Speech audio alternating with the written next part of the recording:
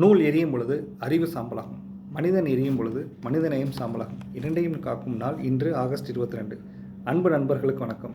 August 22 அறிவையும் மனிதநேயத்தையும் நினைவுபடுத்தும் 2 முக்கியமான தினங்கள். ஃபஸ்ட்டு, தேசிய நூலக தினம். நூலக தந்தை SR ரங்கநாதன் அவர்களின் பிறந்தநாள் இன்று. நூல் என்பது அறிவின் பொக்கிஷம். அது நம்மை அறியாமையிலிருந்து வெளிச்சத்து கொண்டு வரும் ஒளிக்கதிர்.